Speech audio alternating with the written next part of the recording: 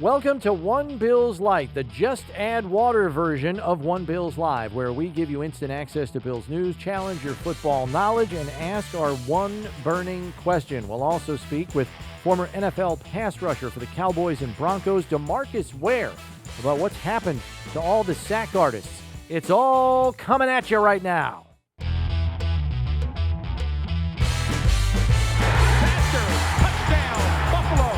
And it's Steve Tasker who has been all over the field. Kind of unique. He was kind of a dual role player for you.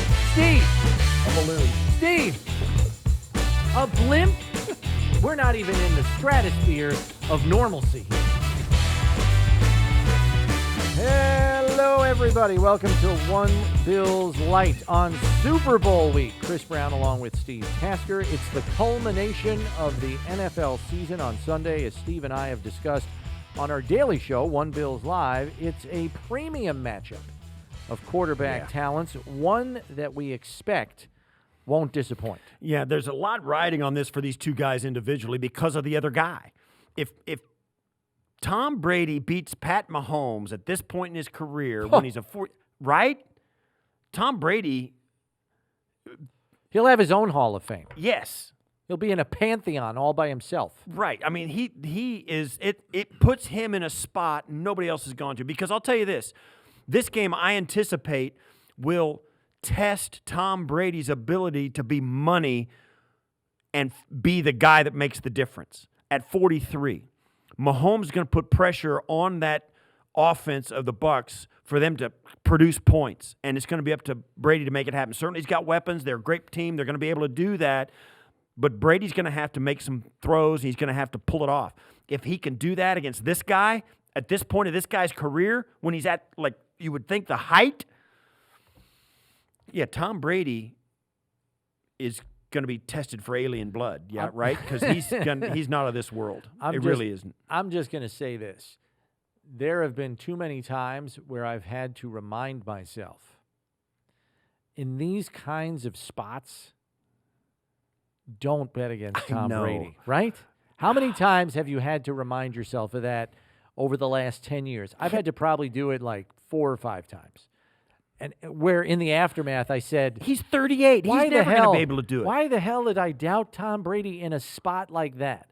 Because in a big spot, he's as clutch as they come. Now, that's not to say people have not gotten the best of him, as we'll get into in the numbers game.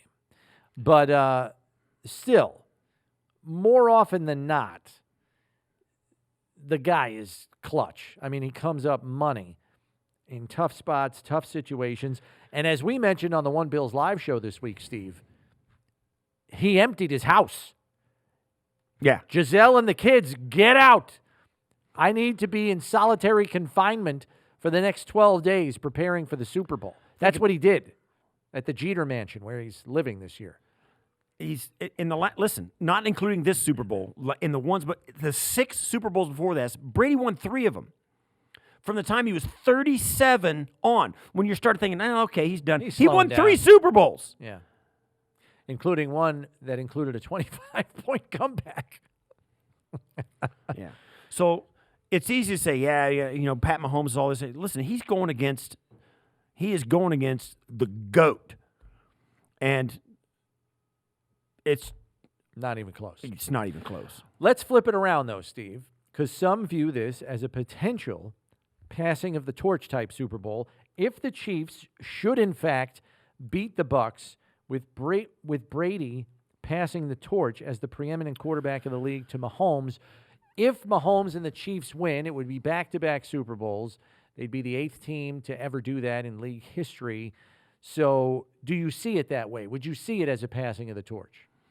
Yeah, a little bit. Certainly he's going to beat Brady when Brady carries a team to the Super Bowl, a more talented team than he has won other Super Bowls with.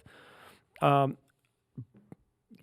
little bit of tarnish in it. It's not a New England team that he's beating, but not much.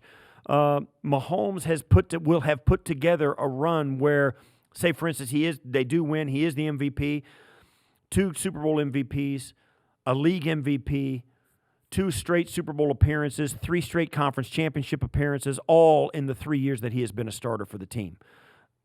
Yeah, that would be a guy who is now entrenched into the spot where Tom Brady has been for 20 years. And whether we think it or not, that will be unquestionably the narrative of the league and its media partners going forward. You get used to it. That's going to be the narrative. Yeah. Time now for our numbers game this week, and it only naturally has a Tom Brady twist, Steve. The guy has the market cornered on this game, so why not, right? So, Steve, we know Tom Brady to be the winningest playoff quarterback in NFL history. Yes. You know his career playoff record is 33-11. Yeah, that's hard to do. With those 11 losses, though, Steve, there are just 7 quarterbacks who can say they beat Tom Brady in the playoffs. Your challenge in the numbers game this week is to name all 7 of them. Here we go. So, are you ready to play? I am so ready. This is going to be great. I feel good about this? I do. Okay. Here we go. 7 quarterbacks who beat Tom Brady in the playoffs. Steve, go. Eli. Eli is correct. Did it twice, obviously, in the 2 Super Bowls. Flacco. Joe Flacco beat him twice in the playoffs. Roethlisberger. Ben Roethlisberger has never beaten Tom Brady in the playoffs. So I got 2 before I lost one. All right. It's Eli, Flacco.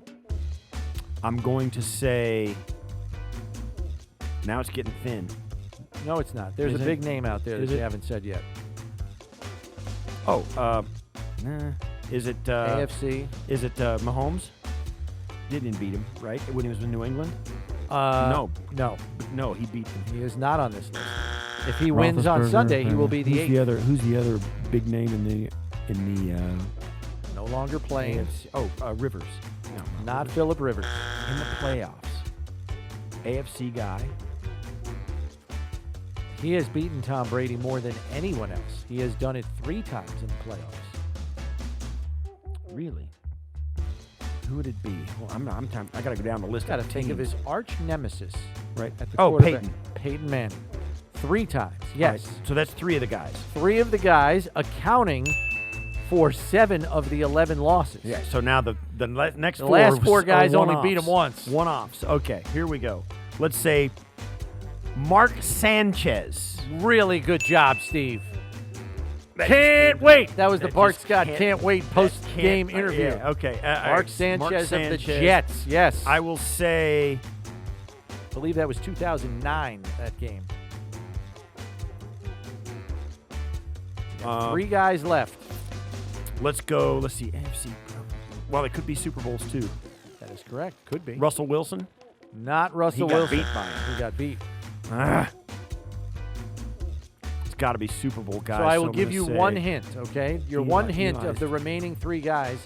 There is one guy who beat him in a Super Bowl. Right. The other 2 AFC Championship. in regular playoff Or no, games regular on the playoff AFC games. side of the ledger. I'll say Super Bowl's got to be. Nick Foles. Nick Foles is correct. You've got 2 left, Steve. Then I'm going to say. All right, let's go down.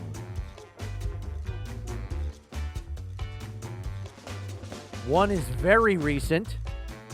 The other is very distant. Right. I'm going to say. The recent one you should get. I'm not so sure about the distant past one.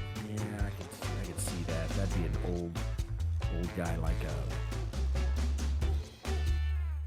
wouldn't even be a Marino or anything. It is not Marino. But that's how far we're talking almost, right?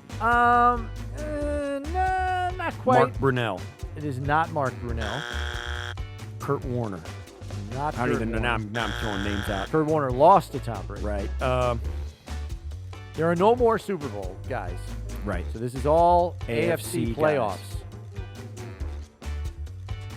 One was very recent. I got Flacco. More recent than that. No Mahomes. In fact, it is the most recent. Oh, who'd they play last year? Oh, it's Ryan Tannehill. Ryan Tannehill is correct. That's 6 all- out of 7, All right, all Steve. You got 1 left. Come on, man. All right. Give me a division. AFC West, Okay. not Phillip Rivers. I I got it. I'll be impressed if you get this one. Rich Gannon. It is not Rich Gannon. What was the call? They beat him. Brady beat him in the Tuck Rule game. Beat Gannon. Rich Gannon. God, see, that was close. That was a good guess. So it's not the Raiders. It's not the Chargers. And It's got to be the Broncos, and it's got to be. I said 98. No, it wouldn't be 98. Elway No. was done. well, no, and Brady wasn't in the league until he wasn't starting until 02. 2001. 2001. Broncos. It is the Broncos, Oh my gosh. and it's not Elway. Who was that guy? Kubiak. It is not Kubiak. This guy had a nickname. Oh, Jake the Snake. Come on! What's his last Come name? on! Jake. You're right there! Jake. The guy from Arizona played for the Cardinals. Arizona State. I have no idea. His last name is also a trades occupation. Jake Plummer. Think Plumber, yes, Steve. Well done. Jake Plummer. A clean sweep of Jake. the 7 guys who have Let me beat tell you Tom something. Brady in the playoffs. How impressive was it I nailed Mark Sanchez? Mark Sanchez was strong. That was strong. And everybody forgets Tannehill last year. Yeah. That was. I mean, even though it happened last year, everybody forgets. Okay, now Steve, in part 2 of the numbers game, I'm springing this one on you. This was a late edition. Part 2 of our numbers game deals with wild card teams that went on to win the Super Bowl. There are 6 in all in the Super Bowl era. And remember, the wild card really didn't come in until Right. what was it, 90? I think it was 90 it came in? Or Or maybe a little before before that, wasn't it? Maybe not. I can't remember either. In any event, there are 6 After the wild 87 card strike. teams that wound up being Super Bowl champions. 6. Here we go. 6. Can you name them? The Giants. The Giants are 1. Beat the undefeated New England Patriots in 2008. The Raiders. The Oakland Raiders beat Philadelphia 27-10 in 1981. 2 for 2, Steve. You I got will say 4 left. The Denver Broncos, one of them. Denver Broncos 1998. They were 12-4, and Wild they were a wild card team because Kansas City beat them head-to-head and won on tiebreaker, won the AFC West on That is a really good one, Steve. Nice job there. 3 for 3. So then 3 to go. 3 to go. Okay, here we go. Wild card teams that won the Super Bowl. I will say won the Super Bowl. So I said Denver, Oakland. Yep. And I will give you a hint. They are all in the 21st century from here on out. They're new ones. Giants were one of those too. That's right. Giants 2008. You already got that one. You've got the Giants, the Packers. Raiders, and the Broncos. The Green Bay Packers in 2011 beat Pittsburgh 31-25. 2 to go, Steve. Wow. You're nailing this. I'm impressed. I know. Hold on. Might be the best numbers game showing for one Stephen A. Tasker that we've seen. Because I haven't given you much help either here. This is How good. about Baltimore Ravens? Baltimore Ravens is correct. 2001 beat the Giants 34-7. You've got 1 to go. I'm never going to get it. What? Oh, Steve, good job here. 5 out of 6 with no help.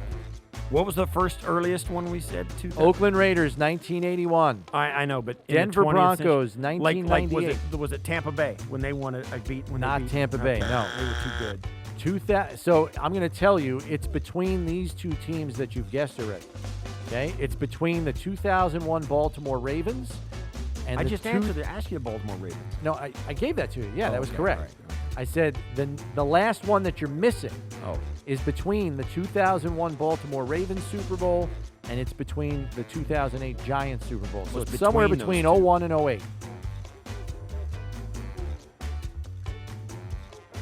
And it is a team that is frequently in the Super Bowl. oh, New England. Not New England, but another team that is there quite often.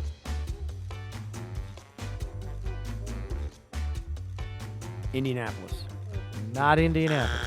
Peyton didn't Team go that's there more often than Indianapolis. Pittsburgh.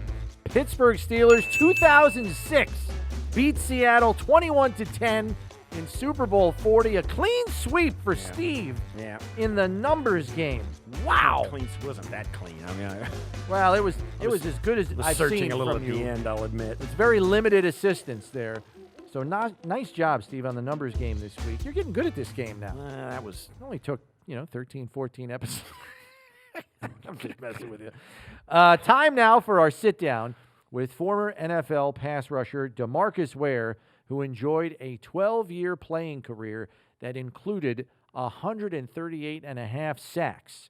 Here is DeMarcus Ware.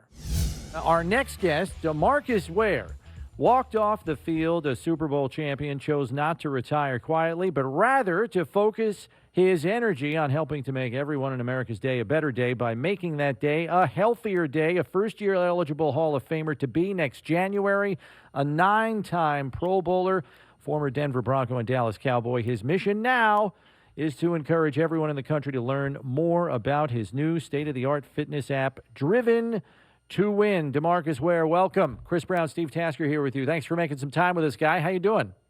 Hey, man, thank you guys for inviting me on. Thank you for that awesome introduction. I know it's bone-chilling cold up there right now because I went by Niagara Falls. I went a couple of weeks ago. So, no how's kidding. the weather up there? it is. It's a little chilly. Yeah, we're gonna get slapped. We're gonna get slapped with some snow tomorrow. Yeah. But yeah, you were up here 2 weeks ago. Yeah, I was doing some stuff with some of the guys and everything, but it was fun. I've never been to Niagara Falls, but that's an awesome place. Yeah, it's great, and we kind of take it for granted here. When people come in from out of town, we got to take them up there, right? So it's like one of those things. We don't even notice it, but until you go up there with friends who say, "Wow, this is awesome," and you kind of remember what it's like. That's awesome. As you came up, I got to tell you this. A lot of people here, we watched you when you played Dallas. We knew you were on the Denver Broncos. You were a 9-time Pro Bowler. You're a Super Bowl champion, and you've got, and this is what gets me, you got 138 career sacks. That's a bundle. And give us a little insight as to why, what made you a great sack guy?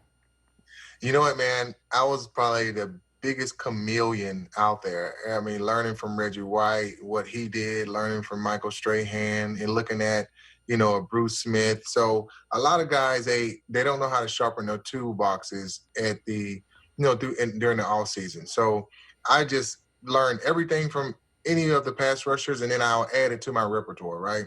And even if they think you don't know how to do it, just try it out because it might work. It only takes one play to get a sack.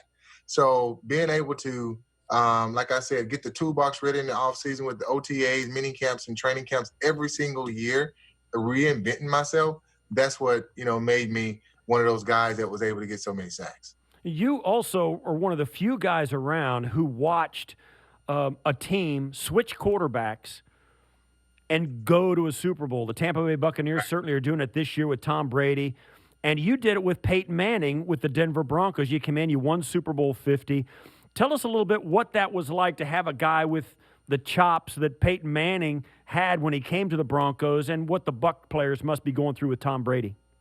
It's one of those things where when you have a mature quarterback come in, especially during the pandemic, you have a guy that's bringing in his mantra, his mentality, but also the championships of knowing what to do when times get rough. Because you know how the young guys, when they first come in, they just saying that, hey, we make the Super Bowl the first year, we're going to be able to make it every year. No, it doesn't work that way. So when I came in with Peyton was scoring like 35 points. I wasn't used to that. I was used to rushing the passer. So having a guy like him, the sheriff, just dictate things and do things the right way.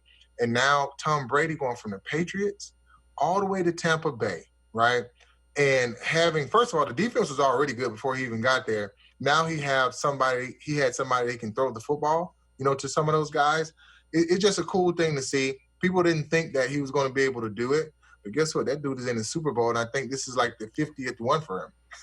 Yeah, and it's hard not to wonder if, the Bucs are kind of using a similar formula that your Broncos team did, because they got two pretty good guys coming off the edge, much like you guys had with yourself and Vaughn.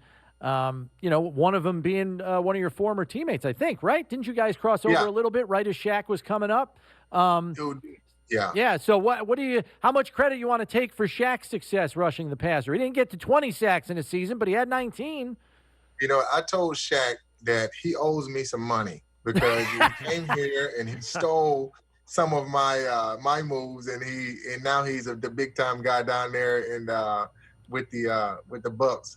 But I mean, he has Pierre Paul, you have Sue, and then you got Shaq, and you have a beat up offensive lineman for the Kansas City Chiefs. You know, they don't have all their starters, so you got guys that are licking their chops right now with Shaq, and I mean, just from even talking to Shaq, they're going to bring the pressure. That's the only way you're going to beat these great quarterbacks with Patrick Mahomes. I know he can run around, string plays out, but if they can control those corners, keep them in the pocket, and the most important thing is going to be Sue, him pushing that pocket so he can't step up. That's going to be something that I really want to see. I want to see this pass rush really go off, make some big plays, and win this football game. Well, you see a guy like Pat Mahomes, and to do what he's done, and he's had a 4-year career, but he sat down for an entire year before he started. So in the 3 years he's been the starter, they out in the AFC Championship game in a year that he was the MVP. Then he won the Super Bowl and was the MVP. Now he's got his team back in the Super Bowl again. How short? Let me just put it this way. You put together a very impressive career that you're going to be eligible to be nominated for the Hall of Fame. How short could Patrick Mahomes' career be doing what he's doing and make the Hall of Fame? Could he do it? Like, if he wins this game, he could be considered after 3 years as a starter. I mean, think about that stretch. How short could his career be, and how far could he go if he does have a long career? I mean, first of all, I feel like his career maybe will be shorter. It's just a whole different deal now. Guys are performing a lot better. I mean, more guys are getting hurt. They're really pushing their bodies to that high standard, right? But, when you're getting $500 million, I mean, you don't have to play for 50 years like Brady. You don't have to do that. And if you're winning Super Bowls, 2, 3, 4 Super Bowls, now it starts to get to the point to where, like, okay, why am I doing this? Is it to compete? Or is it, just to win championships? But, him being a young guy coming in from Tyler, Texas, I didn't even know that. And doing what he's done in this short period of time, like you just said, 2 MVPs, right? Super Bowl champion, and 3 years. I mean, the sky's the limit for that guy. DeMarcus, tell me if there is a quarterback that, you faced in your time that was as frustrating to chase around as Mahomes clearly is for these guys today. Because I got to imagine there's a couple of guys on your list that, you'd be like, oh, man, I'm going to have to do a lot of extra running today to get this guy on the ground. Like, is there a guy that reminds you a little bit of Mahomes and just the elusiveness? There was one guy as a rookie when I first started playing. He played for Atlanta. He wore number 7. It was Michael Vick. And when you have a roller coaster named after you and they start having it in the Six Flags, that means you're going to have a problem, right? And I remember chasing him one time, and I thought I had him. I mean, he didn't even see me, and I just dove for him. And the only thing I saw was my helmet hitting that turf and some silver cleats running. It is one of the most frustrating things going through a tackle first to beat him, and then having a guy probably 2 times faster than you run up the field, getting 60 yards, stringing plays out, and you're tired.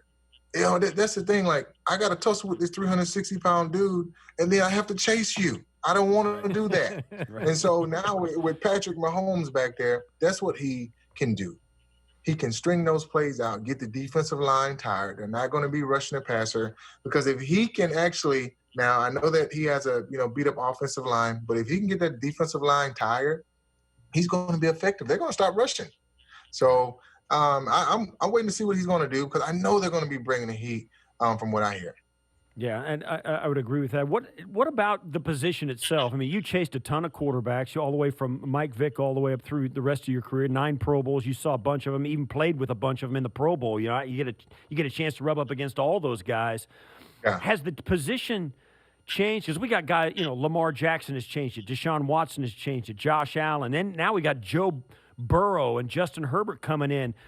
Justin Herbert, with 10 seconds notice, takes the Chiefs to overtime. I mean, you got guys doing some pretty cool stuff. Tua down in Florida. It seems the position has really changed, or has just the guys playing it changed? I think the position has changed, because you either get like the pocket quarterbacks when I played, like the Tom Brady's or the Peyton Mannings, and then you get like the running quarterbacks that ran majority of the time. That was like the RG3s the Michael Vicks in the world. But now it's like these dudes are coming together. Now you have the Russell Wilsons that can run the football, but they don't want to.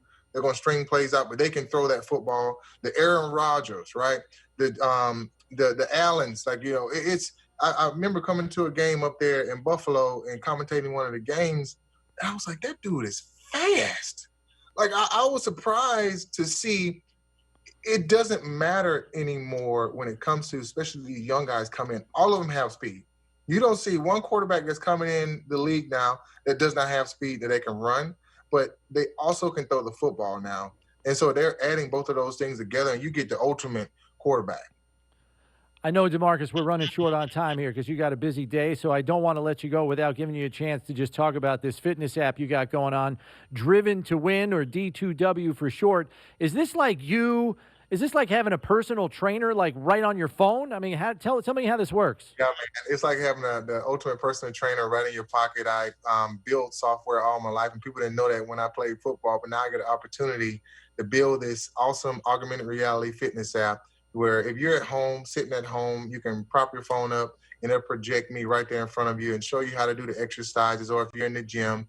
And I wanted to take it to another level, give you that true experience, that $1 million experience and that I got from when I played, give you that technology, but also give you the methodology on how to do it. And a lot of people will say, hey, DeMarcus, I can't lift like you. That's not the point.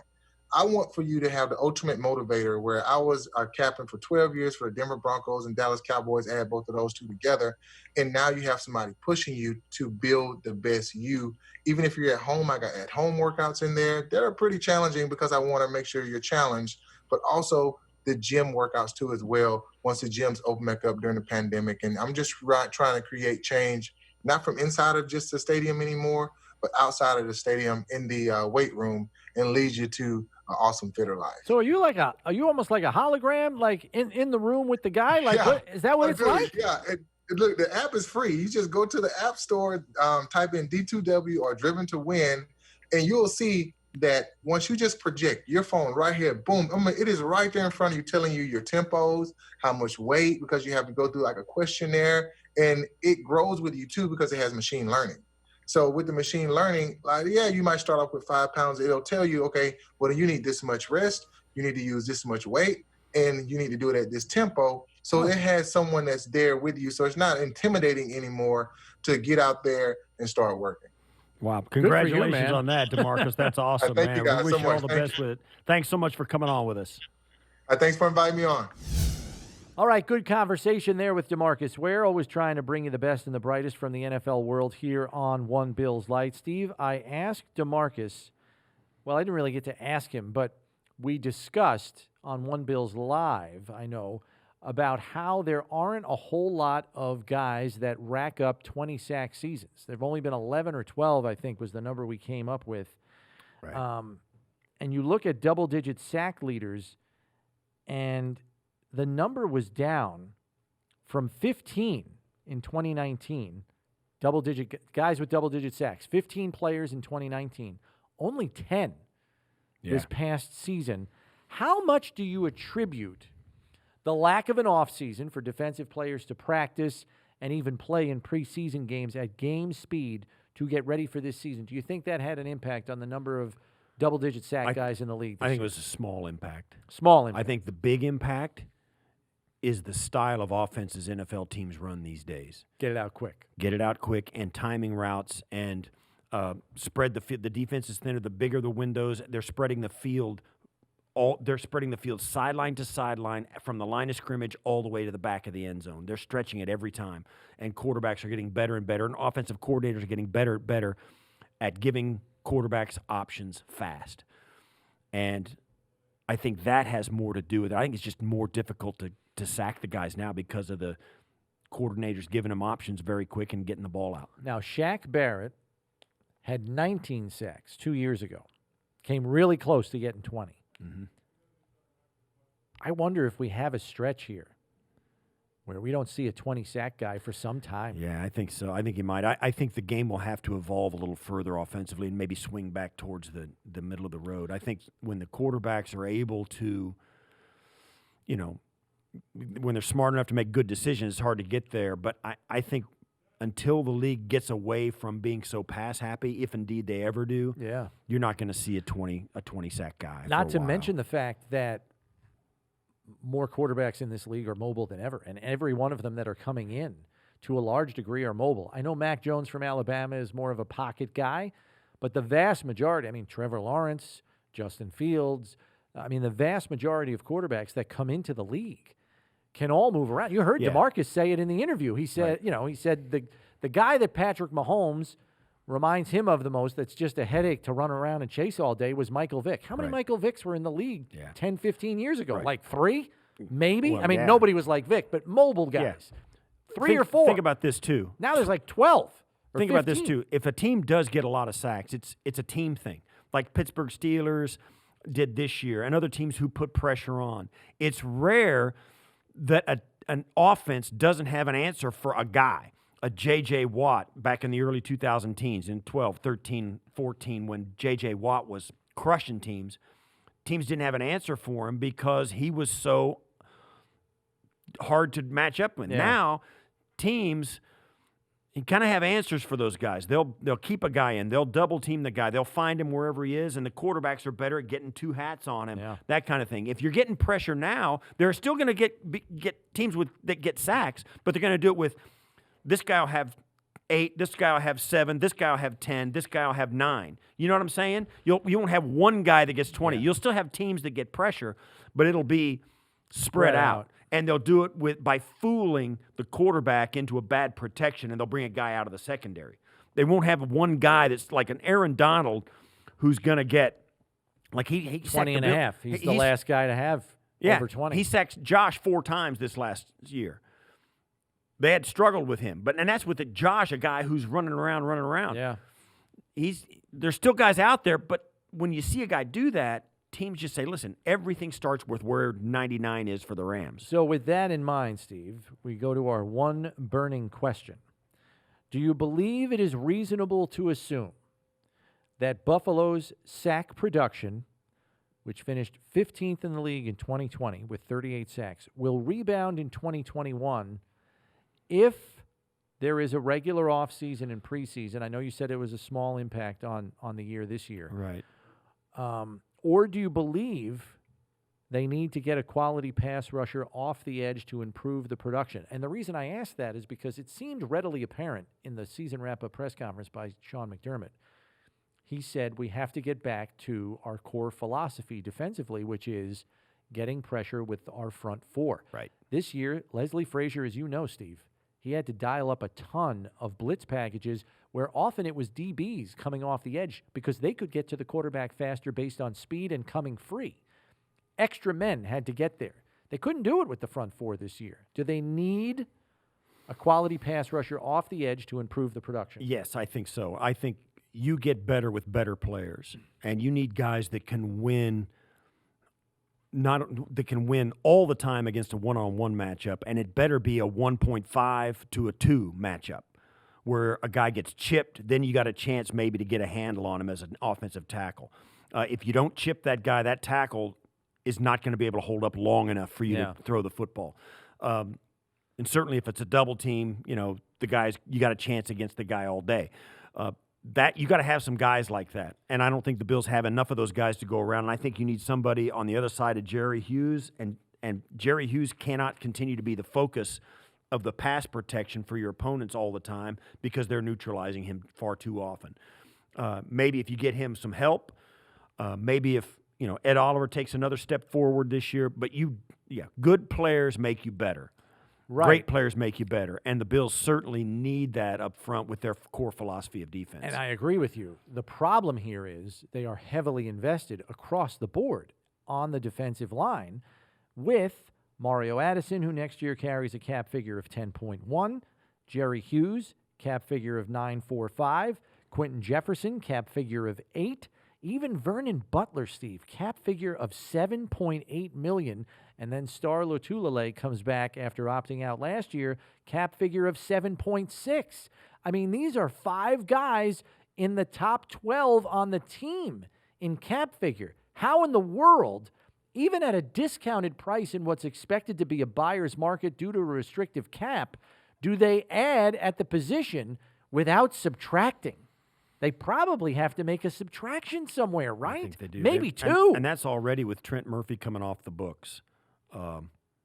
Or do you invest in a high draft choice to fix that and get somebody on a cheap rookie deal? But now you're counting on an awful lot. Well, you already did that. You already did that. You just did it last year with AJ Epinesa. You did it the year before. Not a speed off the edge guy. No, but you did it the year before as well with Ed Oliver. Yeah. It's 2 drafts in a row you tried to do that. And I'll say this. If they can find a combination of 4 guys who can get quick pressure consistently every single game, there may be no stopping this team. That's why it's so hard to do. That is the deal breaker for offenses around the NFL. 4 guys, pressure right now on the quarterback without a 5th guy rushing, and do it consistently. If you can do that, your defense is going to be one of the top 5 in the league without anything else. Look at the Bucs. Without anything else. So if you can do that, do it. Do it. But I don't know that you've got enough guys on the roster now to get that done consistently. And those guys don't fall off trees. Well, they might this offseason. Right. So, but to be able to sign those guys, you might have to subtract. You might have to subtract. And you might have to say in your gut, without ever knowing the guy or looking him in the eye or having him on your team, this isn't a guy that you're automatically going to say, yeah, I remember this guy, I know that guy, let's bring him in, let's do that. These guys are going to be like, well, we see him on film, the film don't lie, let's do it. We're going to trade the guy we know and has contributed for a year, 2 years, 4 years, whatever it's going to be. We're going to trade him for a guy. Yeah, that's hard to do. And it's high risk. It's high risk. And you got to find a guy that's willing to do it. So, and we've had this conversation earlier on One Bills Live. J.J. Watt. Can you get him for 7.5? Can you get him on a 1-year deal or whatever deal? Can you afford J.J. Watt to come in here because now you've got a culture that is attractive to outside eyes. Guys leave here and they rave about what it's like to be a Buffalo Bill. Yeah. They rave about the program. They rave about the coach. They rave about the players. They rave about the locker room. It's a great place to play, and it's a weird year. Are you willing to sign a 1-year, a year deal? Probably for the right money, or maybe a 2-year deal if it's the right thing. But yeah, are you sitting in a spot where you can lure a guy like that to come in and be one of those guys? Yeah, you need 4 of them. This conversation almost leads me to believe that in a year or two, much like the term committee backfield kind of came into popularity and because of what teams were doing at that position, we may have a committee pass rush before all too long. Yeah, but if you have a committee pass rush, it's okay if it works, but you only rush 4 if you have to start rushing 5 on the committee and 6 on the committee, it ain't going to work. Yeah.